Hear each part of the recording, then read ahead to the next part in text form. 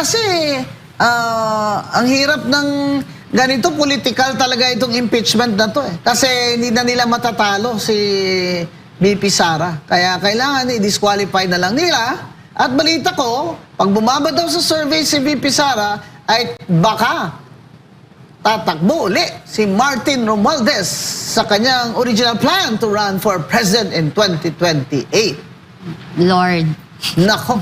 Hindi daw totoo, napatay na siya. Ay, hindi naman po namin sinabi, napatay na kayo. Ang totoo po, ang tinatanong ng mga tao, President BBM, ay ilabas naman ng inyong Executive Secretary ang inyong state of health dahil nasa konstitusyon yan. May right to information ng mga tao, President. At saka confidential fund lang. Yes. Grabe kayo. Yung plunder, dapat may transaction yon. Oo. Ano naman ang transaction dyan sa confidential fund? You have to prove na binulsa niya yung 129. Ano? Binulsa niya yung 1, 2, 12, 5, yung gano'n. Ano ba yan? Hindi kasi Ang ingay sa politika, sa dami ng opinyon sa social media, may isang tanong na gusto nating sagutin. hindi propaganda, Hindi chismis, katotohanan. Dito, walang iwasan. walang paligoy-ligoy, Sa totoo lang.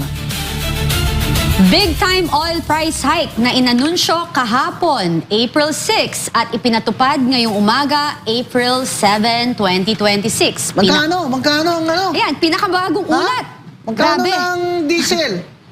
Pinakabagong ulat sa presyo ng langis, effective April 7, 2026, ito ang pinakamalaking itinaas sa kasaysayan ng bansa sa loob lamang ng isang linggo dahil sa tensyong US-Iran.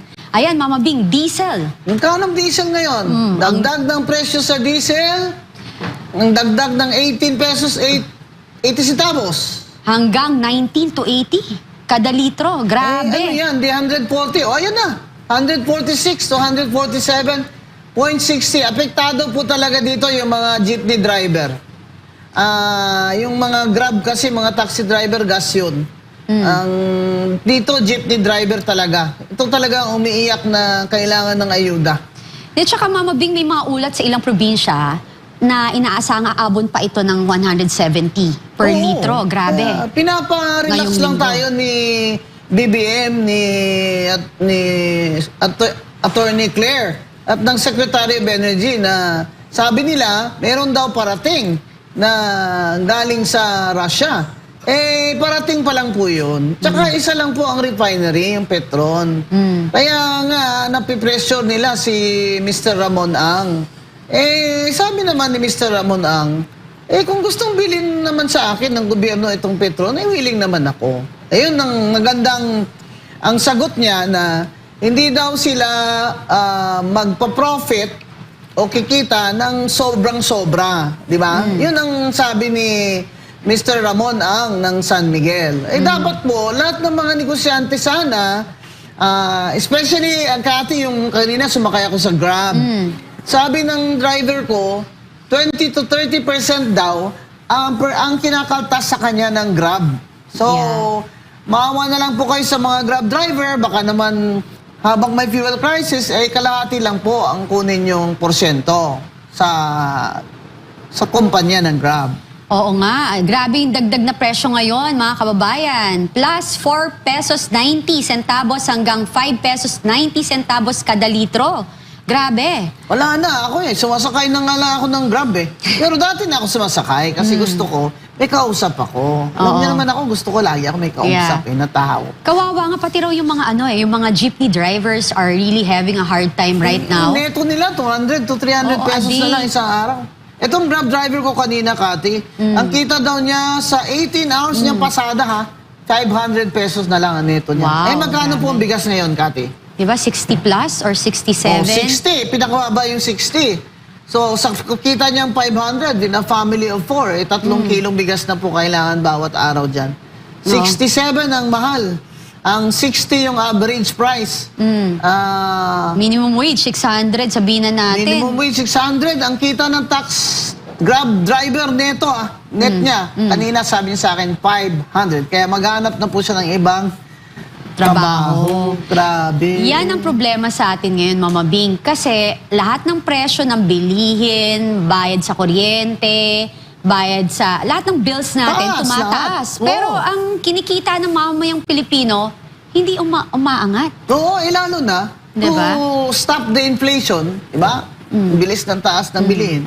Siyempre, hindi sila papayag na tataas ang sweldo, diba? Grabe, Kaya no? ang mungkahi ko nga, Kati, sa totoo lang ha, total ninakaw lang din nilang taxes natin, ang mungkahi ko.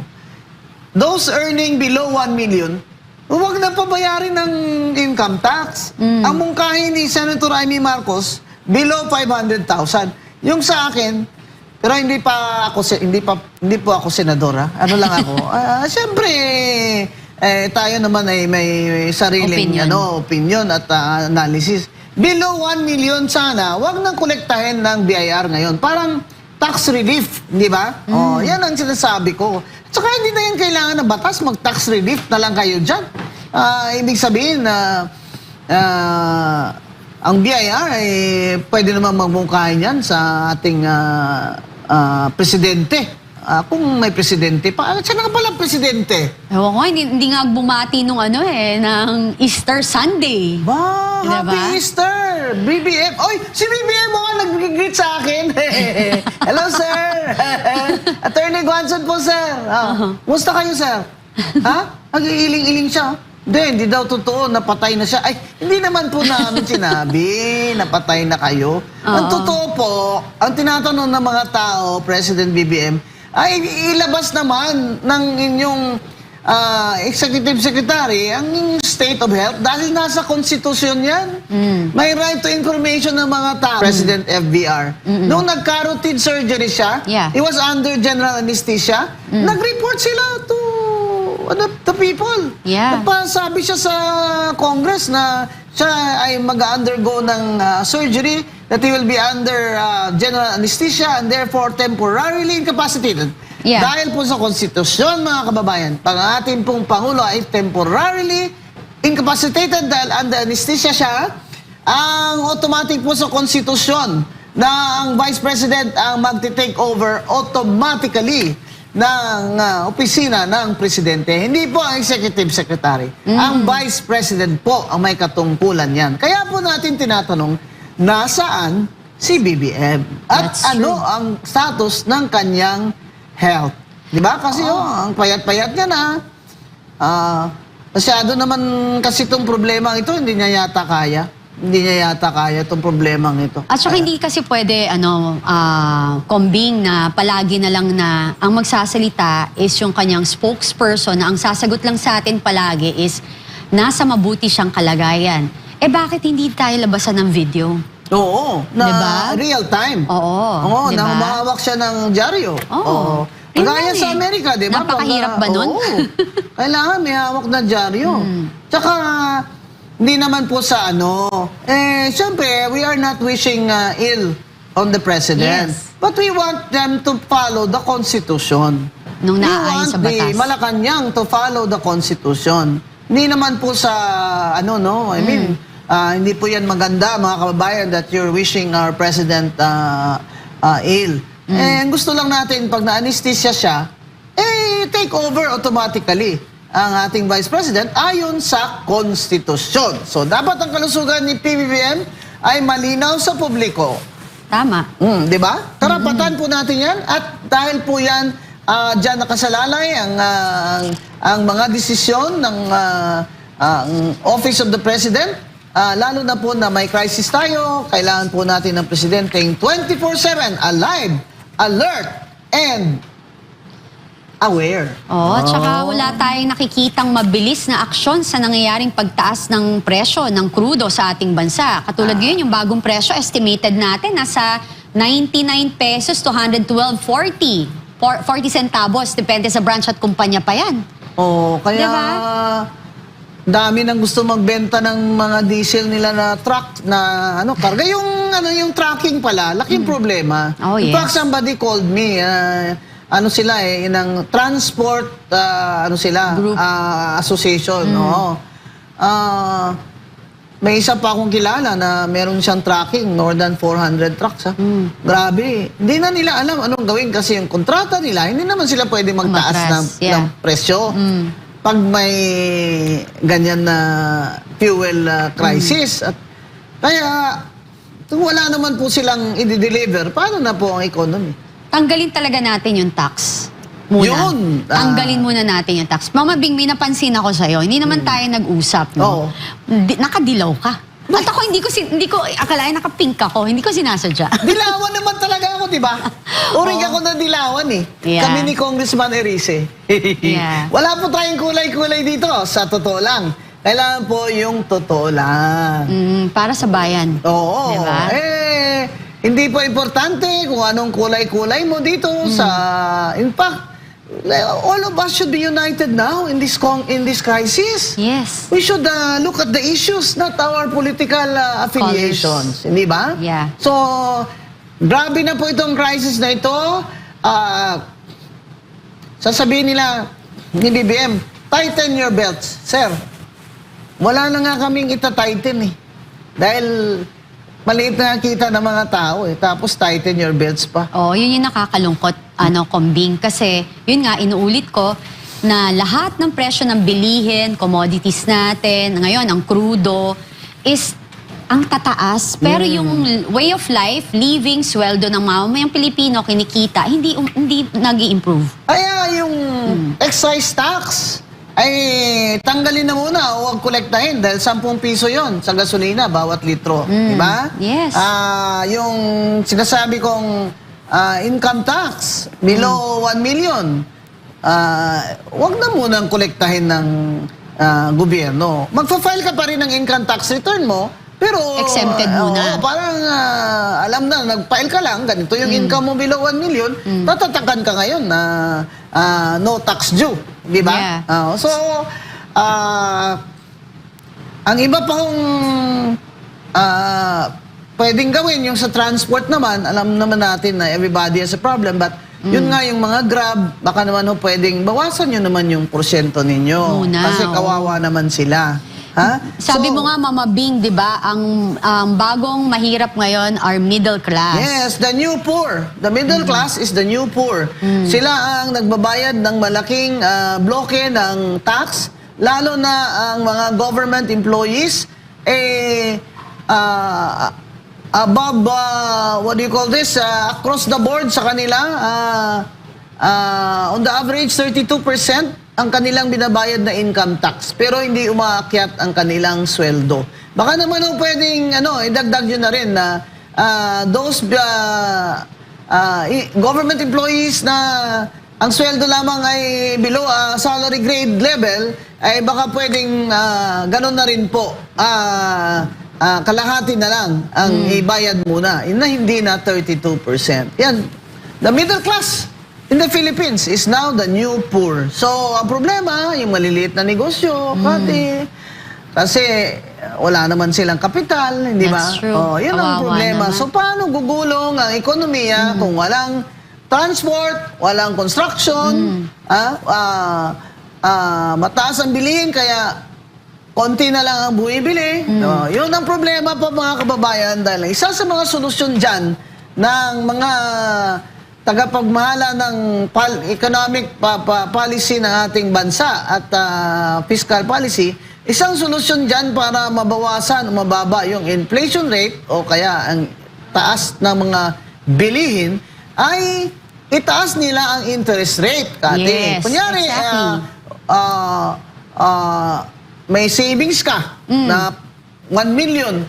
Imbes na itago mo, ipasok mo sa bangko dahil tataasan nila ang interest rate doon. Yes, sa pera pakitain mo. nila. Oo. Pakitain ng tama. So, ibig sabihin, less na naman ang gastos. Yeah. Dahil pinasok mo sa bangko di ba? Imbis na magkapital ka more sa negosyo mo, hindi naman ka kumikita ngayon ng maganda, ipasok mo na lang sa bangko and wait it out. Ayun, dahil konti na naman ang pera sa ekonomiya, ay yung tinatawag na nagko-constrict, no?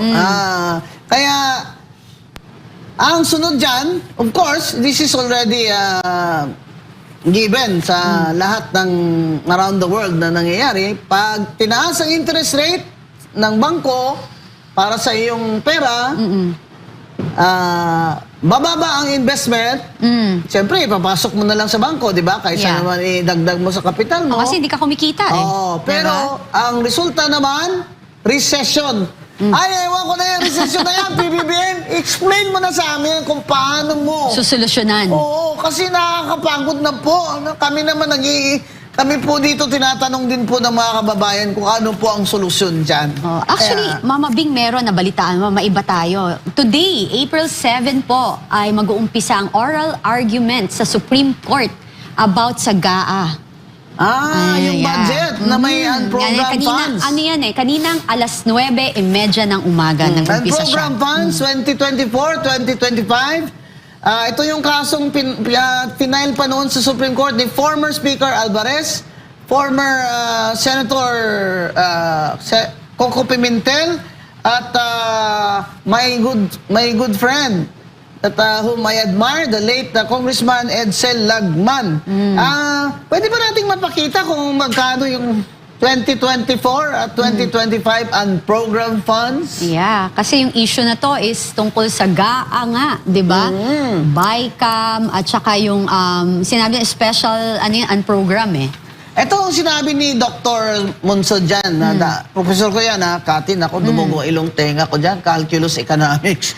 Gusto ko siyang ma-interview natin, no? Sana one day, no? Sana, oo. Pwede rin sa Zoom lang. Pwede Kasi, naman, parang nasa bahay lang siya pag nag-i-interview siya. Sabi ni Dr. Winnie Monsod, dating NEDA Secretary ni President Cory Aquino, dapat wala ng unprogrammed funds. Ayan. So, happy na naman ako na ako isang ayon po dyan kay Dr. Winnie Monsod. Dapat wala ng unprogrammed funds kasi yan po, walang dyan, transparency. Kumbaga, hindi natin nakikita yan kung magkanong ginastos ng presidente dyan. Siya lang naman ang pwedeng mag-approve ng gastos sa unprogrammed funds. At technically, yung unprogrammed funds ay hindi naman pwedeng gastusin dahil wala pa hong kita. Pag may kita ng gobyerno sa revenues na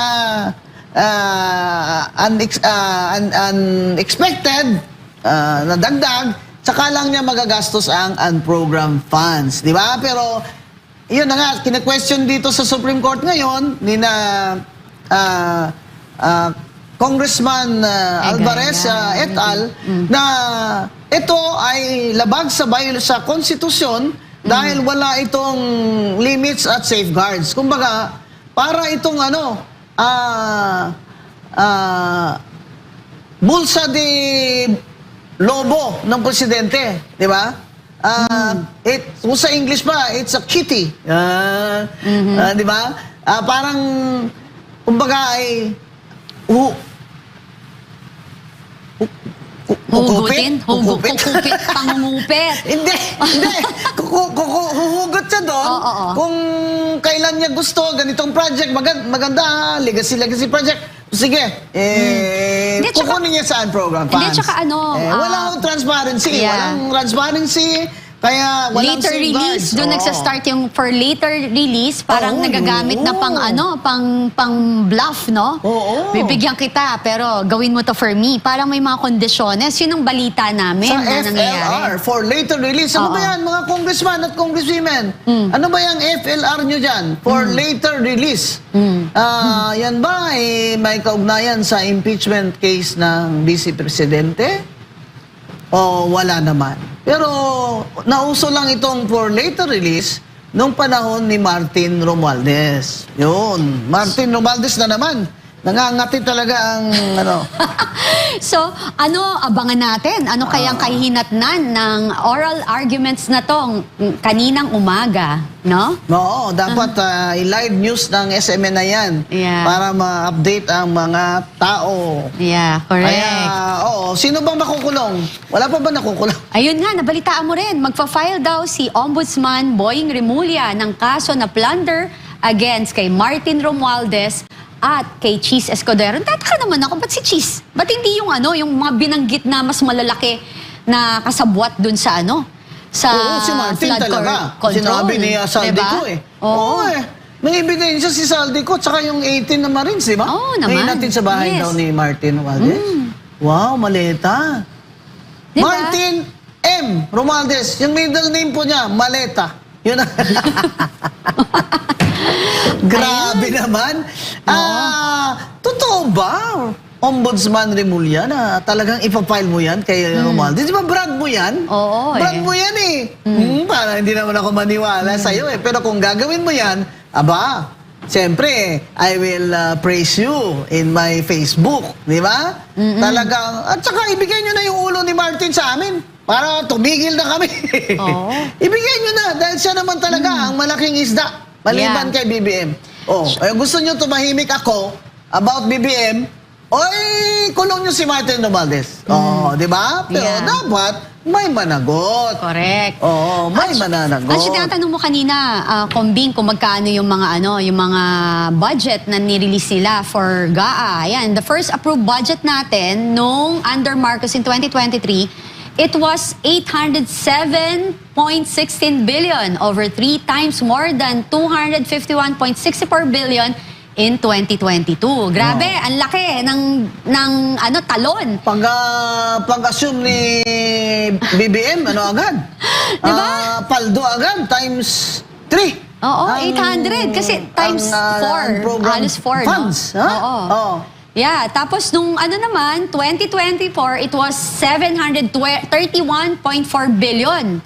Oo. Tapos nung 2025, medyo nahiya. Oo. It was 531.7 billion. Ba, binawasan ng 200 something.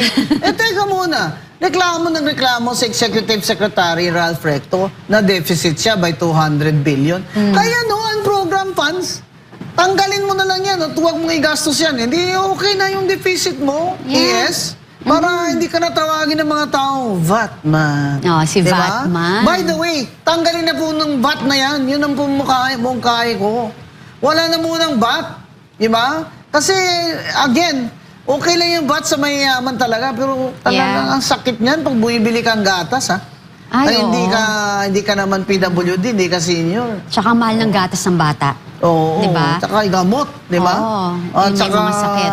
lahat may VAT. Itong Pilipinas, ang pinakamataas ang VAT. Tayo may pinakamataas na tax sa buong mundo. Oo. Tapos, isa tayo sa 15 countries na at risk na pinag-aralan ng Asian Development Bank at ibang mga bangko na tayo, ang Pilipinas, ang high risk kasama yung mga maliliit, na talagang poor countries like Nepal. Nasama na tayo doon sa high risk dahil sa fuel crisis at sa ating fragile economy. Yes. Kaya yan po ang program funds na yan. Wag na pong gastusin yan para hindi na magproblema si Executive Secretary Recto sa kanyang deficit. At mungkahi ko po, ay tanggalin na muna yung VAT na yan this year. Yan, maliban dun sa no income tax for those earning below 1 million and the government employees. Kaya, mga kababayan, maging mapagsuri po tayo na hindi naman umakyat ang ating kita, ang inyong kita, lalo na ngayon kung kayo ay nasa transportation sector, pero ang mga bilhin ay napakataas. Pumunta ako kati sa isang baking shop. Okay. Alam mo, mayroon akong imagination na fantasy na kunyari, marunong ako mag-bake ng cake. Yan. So, Fantasy talaga. Oo, kahit pupunta ako doon kasi ang daming colors. Parang akong bata, may nakikita ko daming colors. Uy, daming colors. Ano Ang to? saya. Yan, mga balloons, mga cupcake, ano yan. Di pumasok ako doon. Hindi kasi hilig mong magganyan sa mga kids, kasi di gusto ba? ko namimigay akong cupcake. Ako, So, sabi ko sa tao, ano naman presyo na tumaas? Kakataas lang. Sabi niya, harina po, flour. Oh my gosh. Necessity yan, Oo, flour, baking soda. Yes. Flour. Baking flour. Baking flour. Diba? All purpose. Ayun, all-purpose flour. Ay, lahat, umakyat na po yan. Hindi pa umaakyat ang kalamay, ang sugar. Yan naman, lugi naman kami sa inyo eh. Kaming taga Negros Occidental. Oo. Tinataas niyo yung flour, yung aming sugar, hindi naman tumataas. Nagsasmuggling pa kayo dyan. Ano naman ang laban namin sa smuggling? Siyempre, mababa yung presyo nila kaysa dun sa aming mga sugar farmers. Yan. Sa totoo lang, Dapat managot kayo dyan. O, ayan, no? Kaya nga maganda na yung 2024 at saka 2025 ay pinag-uusapan ngayon at gumagawa ng oral arguments on the legality of the unprogrammed funds Sana, and desisyonan special agad. accounts, di ba? Oo, For both sana. fiscal years, di ba? 2025 allocation po kasi is reports indicate the 2025 budget includes approximately 160 billion in unprogrammed appropriations. Grabe, sakit ng head ko. God. Saan Ano ba napunta yan? Ano ba yan, Diba? BBM? Oh BBM! my goodness. BBM, sige, friends na tayo. Huwag mo nang galawin yan. Maawa ka naman sa bayan. mamayan. Grabe ka talaga. Standby funds ang tawag dyan. Ano ba yan? That's against the Constitution. Sana po mag-ruling na ang Supreme Court dito sa ilang taon naman itong final ni na Yeah. Congressman Alvarez et al. Diba? Oo, para malaman natin kung talagang nag-exceed siya sa Oo. constitutional limits or proper na budgetary natin, di ba? Kasi nung PDAF Procedures. ni Pinoy, di ba nag-decision din yung Supreme Court doon, yung PDAF, di ba? Ito naman sa time ni PBBM and program funds. So, Yeah, correct. let's pray and hope that the Supreme Court will resolve this and decide this issue soonest so that ma-release naman ang ating anxiety. Alam mo Yeah. kayo tayong mga Pilipino, konting konting conflict, away na eh. Yeah, Diba sa daan, correct. away na agad. Kasi may anxiety tayo eh. Meron. Oo, Kasi ang hirap ng buhay talaga sa Oo, Pilipinas. Kaya madaling, laging, dami ko nga nakikipag-away sa akin eh. Pero sabi ko sa kanila, take a number. Oo. Take a number lang kasi mababa po ang anxiety level ko ngayon. Kakabakasyon ko lang. Take a number, fall in line. Parang ako naman, di ba? Oo. Parang sabi ko, it took, nakatulang din sa akin yung 10 taon akong nabubulit na aaway eh. Battered ka eh. So, Nako. wala, parang papasok sa kabila, labas. Aba. Buntong hininga lang yan. Pero kailangan matatag. Oh yes. Babae. Tibay. Tsaka Kailangan syempre si God. Ikaw, hindi alam ng mga kababayan natin na si Combing ay takot na takot yan. Iisa lang kinakatakutang matindi niyan. Yun po. Diyos Si lang Diyos, po. si God. Opo. Kasi naniniwala talaga ako sa punishment ng Diyos eh. In fact, during the Holy Week, nanood ako uli ng Passion of Christ eh. Oo. Iyak ako. Ang ganda rin nung tawag, Chosen. Napanood mo? Chosen. Sa oo. Netflix. So Meron nice. din yung story ni Moses. Yes. Na, ayun, yung punishment talaga doon. Grabe. Sa Pharaoh of Grabe, Egypt. no? Yeah. Kasi ngayon po, ang mga corrupt, ang Diyos nila maleta. Oo. Limoa, Samsonite. Pero tingnan mo, may namamatay. Tourister. Nagkakasakit, Sa kanila. na-aksidente, di ba? Oo. So, wake up yan. Diyos ang gumagawa niyan. No, hindi Diba? naman natin na gabaan unta mo. Oo, hindi naman. Diyos yan. Pero may Diyos talaga ang kalibutan. There is a God. Yeah. Iba-iba lang ang pangalan niya. Yan, huwag na tayong bawal religion dito. Pag-usapan kasi iba-iba religion ng mga tao eh. Hindi, isa lang naman yung at least isa lang. Isa lang ang Oo, Diyos. diba? Isa lang ang Diyos. Hindi, Ma. just At saka dapat matakot po kayo sa Diyos. Kasi talagang punishment is It's real. is real. Yan. Yeah. Nabalitaan mo rin, yung bagong news is ang Iran ay hindi susuko or hindi Nako. titigil sa gera. Nako. At merong Filipinang nasawi sa missile attack sa Israel. Nako. Nakakalungkod. Condolence po sa pamilya ninyo. Opo, Kasi nakikiramay po nagpapahayag kami. po kami ng matinding pakikiramay. At even ang Department of Foreign Affairs sa pagkasawi ng isang Pilipinang nasyonal matapos tamaan ng missile attack and isang residential area sa Haifa, Israel noong gabi ng April 5. Nung Combing. napunta ako dyan sa Holy Land, ang mga caregiver dyan, Kati, puro Pilipina. Yung pushing wheelchairs, yung mga elderly nila. Oo. Kasi ito pong Israel ay favored nation tayo dyan sa Israel. Dahil, Catholic di ba country. nung digmaan, President Manuel Quezon received around 2,000 Jews na ayaw naman tanggapin ng Amerika. Yeah. Tinanggap po niya dito. Kaya marami pong testimony dyan, yung mga nabuhay, na nagpapasalamat sa atin. Kaya doon po sa Israel, the Philippines is a favored nation. Kaya po sila kumukuha ng scholars dito sa atin taon-taon at sila po ang mga OFW natin ay binibigyan nila ng priority. Kaya sana po sa mabuti kayong kalagayan dyan, mga kababayan sa Israel. Pero kailan kaya matapos itong... Ito naman kasi si Trump masyado namang... Mr. Trump, nagagalit na po yung mga citizens ninyo. Ang laki daw ng gastos ninyo sa digmaan na ito. Hindi naman daw nila digmaan yon. Digmaan daw yun ng Israel. Oh, warriors are. Oh, Mr. Trump? Yeah, you agree with me? Yeah? Nod your head. Oh, nag-nod siya. Well, at saka yung Pilipinang namatay pala, Mama Bing, ano siya, ang asawa niya Israel. Israeli? Israel. Oh, taga doon talaga siya. Hindi siya OFW. Baga, resident na siya doon. Condolence po sa family. Sana nga po matigil na ito. Pero parang walang kasi ni-expect pala ni Trump na susuko agad ang Iran. Sinara pa tuloy ang Strait of Hormuz. Nilagyan ng mga mines. Tapos ang ulekta na ngayon ng passage fee. At ang bayad, hindi dolyar. Yuan. Oo, ng ayaw China. nila ng US. Oo. Ang sabi naman ni Auntie Claire, spokesperson Claire, ay magandang balita, ang mga vessels na papuntang oil sa Pilipinas ay makakadaan sa Strait of Hormuz. Bakit po? Meron ba tayo? Meron nga ba tayong Meron ba vessel ba tayo for that? Oo, tsaka siyempre makakadaan pero babayad po. Yes. Additional $1 per barrel. Ano naman yan? yuan per barrel. Sakit na naman. Sakit na naman sa bulsa at ano nga ang Tummy?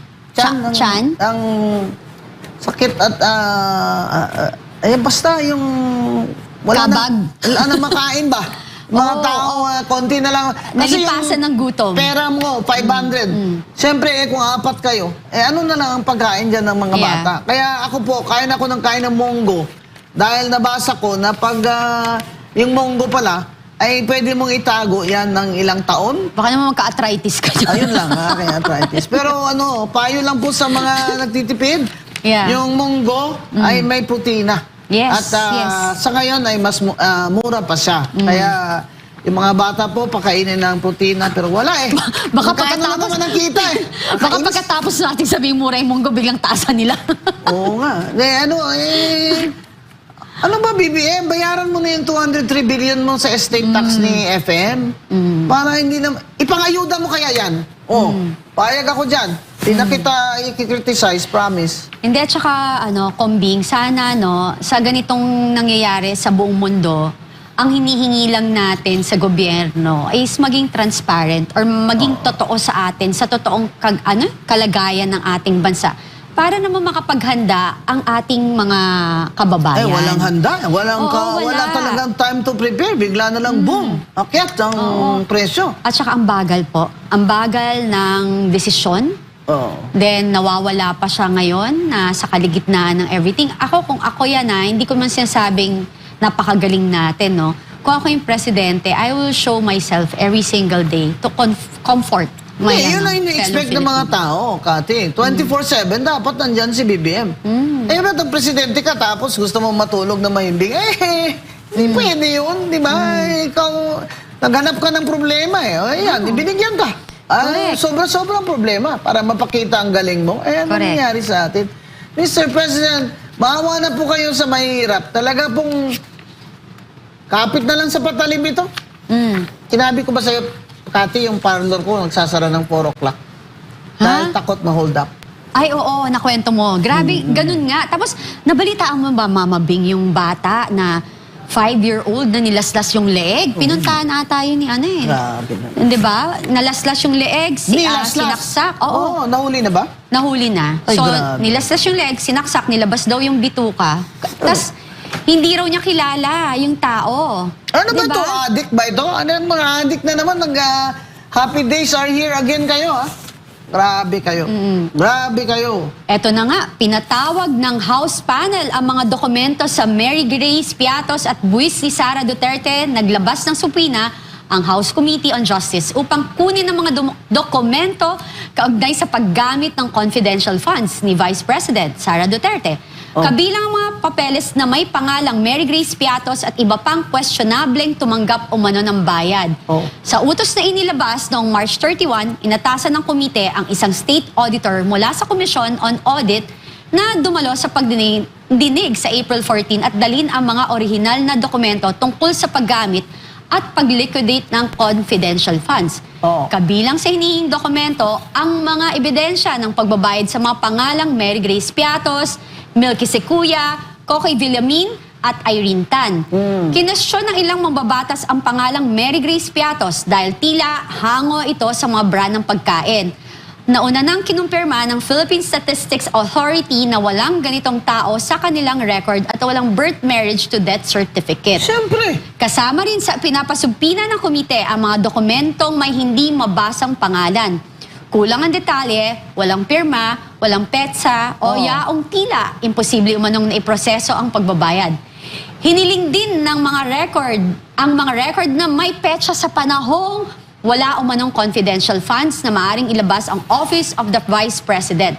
Saklaw ng subpina ang mga transaksyon ng confidential funds ng Office of the Vice President at Department of Education mula sa 2022 hanggang 2023. Kabilang dito ang mga cheque, disbursement, vouchers, liquidation reports, certifications, accomplishment reports at patunay na pagsusumite ng mga dokumento sa Malacanang, Senado at Kamara. Hinihingi rin ang mga transaksyon ng cheque at voucher mula sa December 2022 hanggang July 2023. Pati ang liquidation reports, mamabing, at mga sinumpaang sertifikasyon ng mga opisyal na may pananadugutan. Ano pong comment mo dyan, mamabing? Bakit? Wala ba sa complaint yan? Di ba they have the burden of proof? Exactly. Wala pala sa complaint nyo yan. Bakit? Itutuloy. Isasampinan nyo pa yan na sabi nyo sufficient in form and substance. Hindi pala sufficient. Kasi kailangan pa isampina mo yung salin niya at mga vouchers na yan. Ano ba talaga, kuya?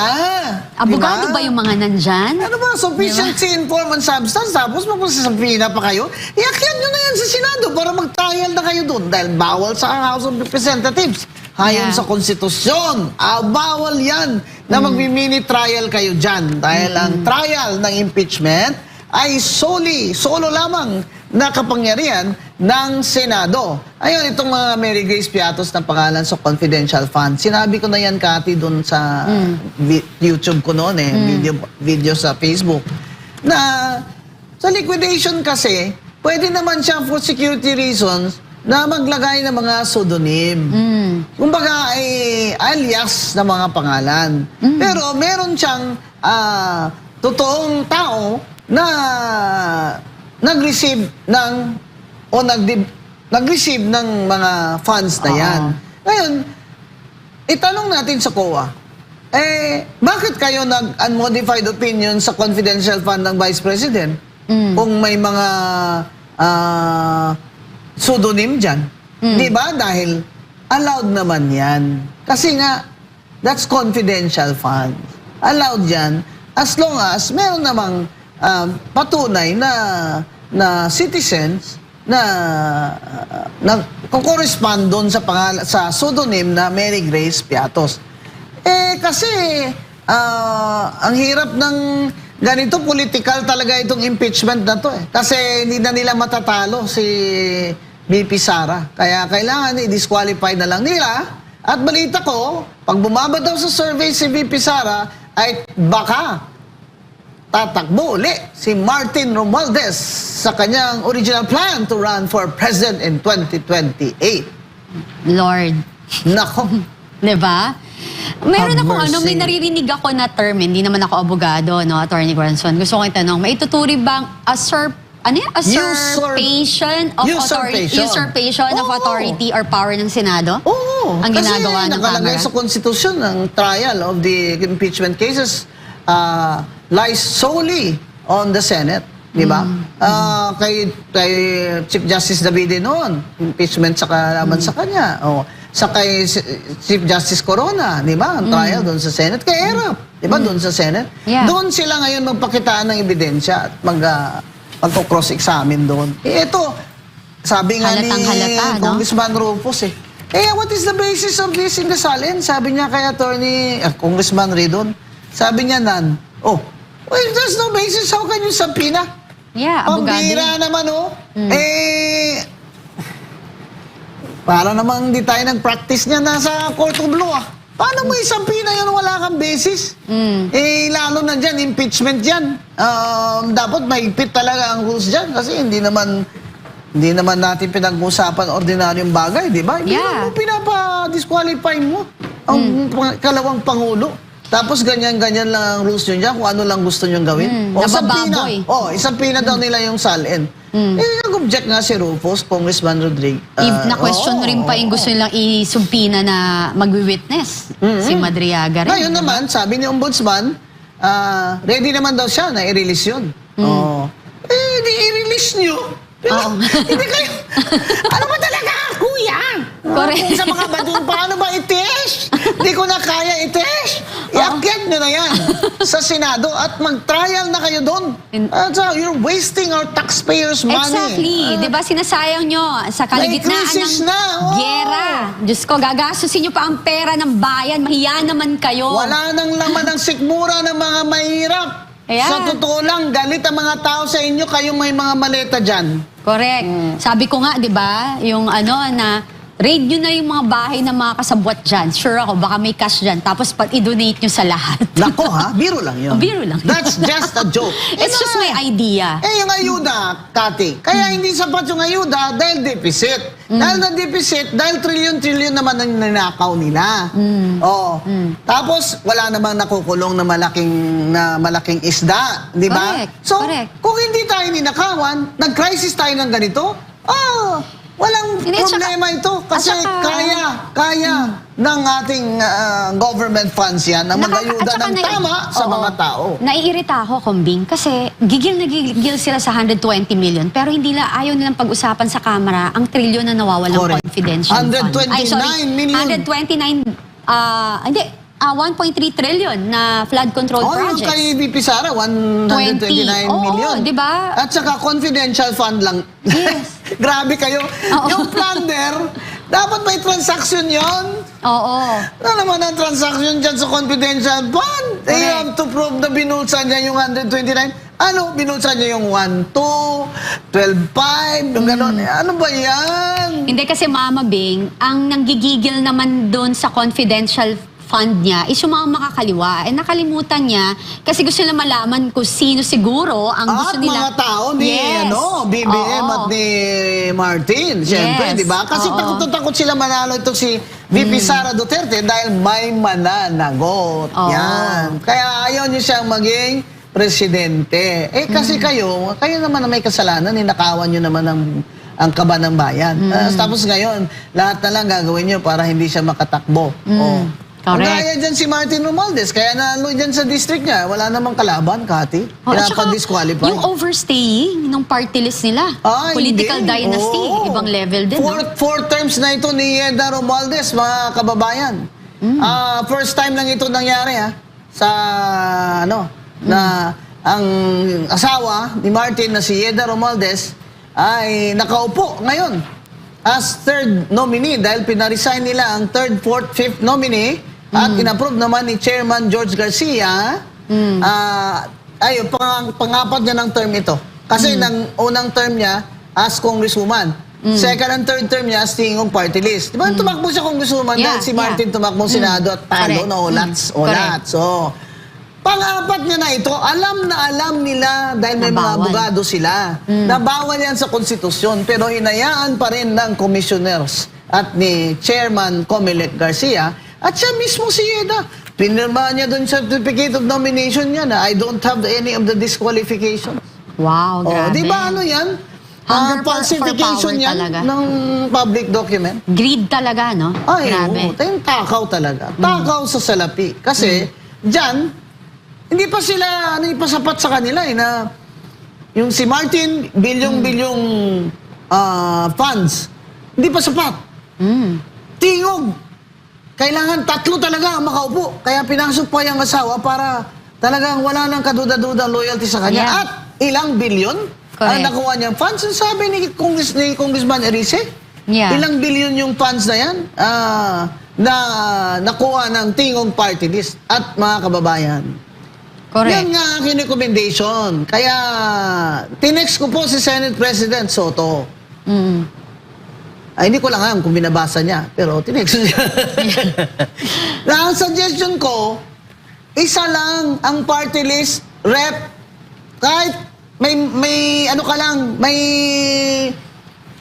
Di ba, ganun pa rin naman eh. 2%, pag kakakuha ka ng... Kung hindi ka nakuha ng 2%, another round, di ba? Pero isa lang. Kaya po grabe ang vote buying dyan at nakawan ng kaban ng bayan na pinamimigay nila sa voters ay dahil hinahabol nila yung 3 seats para marami silang perang Pera, madidekwat. exactly. You see? Yan ang kaya... Masama Grabe. talaga yung ginawa ni Martin Romualdez at ang asawa niya. He put her at risk. Di ba? Yeah, Imagine oo. violating the Constitution and the law. Yeah. May mananagot talaga dapat. Ay, May hindi ko- managot. Oo, dapat may managot. Kaya ayaw nila si Sara Duterte manalo eh. Kaya ito Oo. yung impeachment. Pero again, when you look at all these things happening in the House, at Bibo si Congresswoman Luistro, Yeah. wala pong naniniwala na totoong fairness ninyo dyan o due process ninyo. Wala na pong naniniwala dyan. Oo. Kaya, mabuti pa, iakyat nyo na po yung kaso, ang tinatawag na articles of impeachment, doon sa Senado at doon na po kayo. Magpagalingan na po kayo ng ebidensya doon.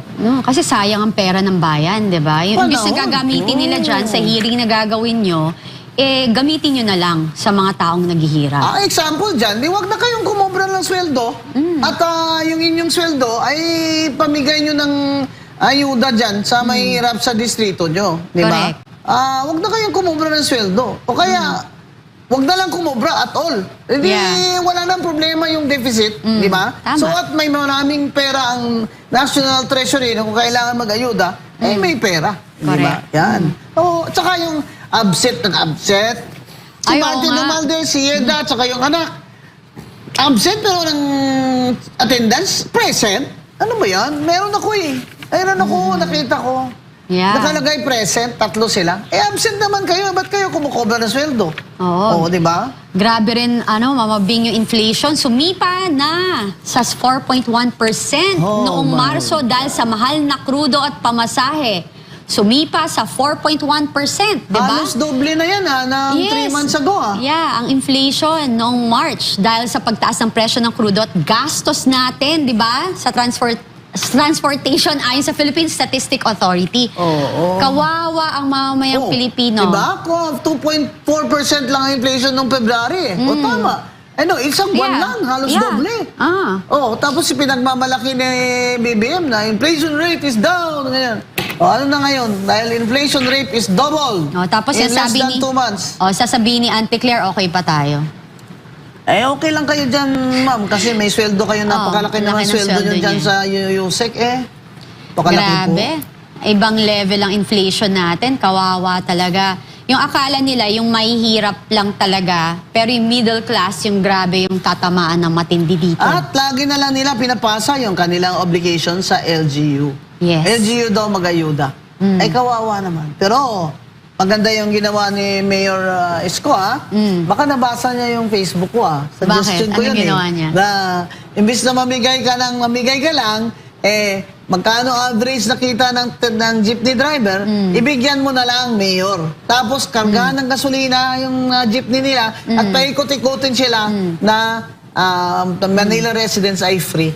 Yeah, Di ba? correct. Oo. Alam niyo naman kami ni Mayor Isko kasama namin yan sa alumni ng Harvard Kennedy School of Government. Kaya tingnan nyo. Correct. Mga magagaling na idea.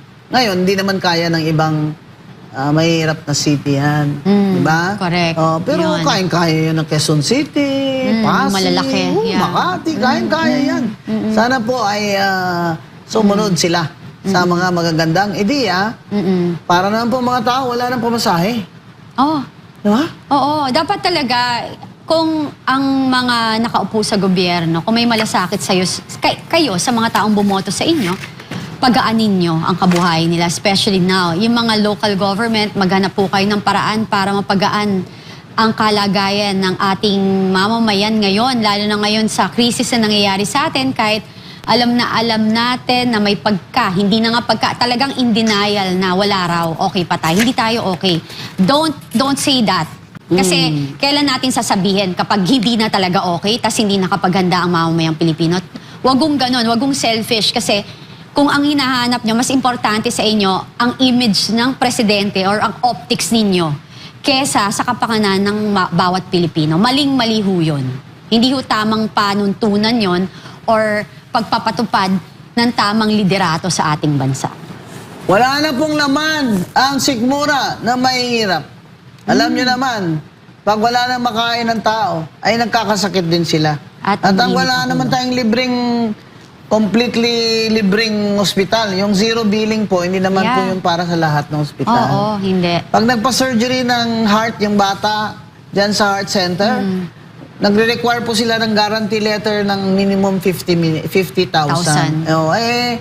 Sabi, wala na daw, hindi ka nadadaan sa congressman mo. Talaga, nasa ng DOH, nasa ng DSWD, totoo po ba?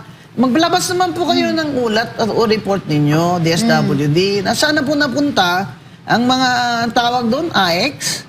This year. At saka yung kinakaltas na PhilHealth, di ba? Parang ano ba talaga nangyayari dyan? Kasi marami namang lahat tayo parang mandatory madalas to ka ng PhilHealth mo at kinakaltas sa sweldo mo. Hindi naman lahat ng tao nagkakasakit. Yun nga gusto ng OFW, diba? Kati, sabi nila sa akin. Dapat hindi na sila required magbabayad ng PhilHealth. Yeah. Kasi yung number one sila, wala naman sila doon Dito, pag nagkasakit sila. Oo, yung exactly. kaanak naman nila, basta magkano lang naman ang nababawas sa PhilHealth kung talagang magkasakit ka ng tunay. Pero yung every month mo na ibabayad mo doon, binibilang po nila yun. Malaking Binibilang bagay po sa nila kanila yun kasi may equivalent yun na bigas, may equivalent na pamasahe sa tuition, ganon. Kaya ang DSWD po, paki-report naman po sa public. Sana may website kayo dyan na pwede kaming mag-click. Kung saan napunta yung AX fund cash yan Oo, grabe, no? Cash yan At saka, tingnan mo.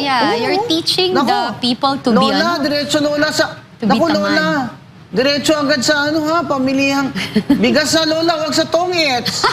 Tong it's talaga naman. Pero totoo yan, Mama Bing, kasi alam mo sa kahirapan, yung mga Pilipino, iniisip nila easy way out tsaka easy money. Kaya yung Scatter online. Scatter online? Sino may-ari yung scatter niya? Pakawalang hiya ninyo? Yeah.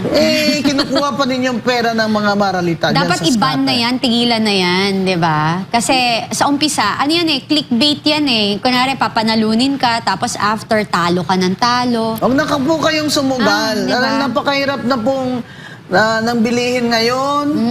Isusugal nyo 100 isang araw. Huwag na kayong manigarilyo. Huwag na rin kayong huwag na kayong gumalaw. Sa bahay na lang kayo. Ay, Diyos ko po. Ay, sorry that Diba? said that. But talaga pong itong frustration natin sa gobyerno natin, sana po ay maibsan naman kung tamang mga desisyon naman sana ang ilabas ni BBM. At mapabilis naman yung mga pagbantay ng DTI sa price control. Parang wala naman pong bantay. Kaya ang bilis naman ng taas ng mga harina. Di ba? Gusto kong malaman sino mga consultants niya. No. Di ba? Pinapakinggan niya ba o meron talagang nagmamando na hindi siya? Yun kasi yun di ba? Sabi ni Dr. Monson, di ba? She is not hopeful that in 2 years, our economy can recover. Nako. Because the people around Bongbong are not competent.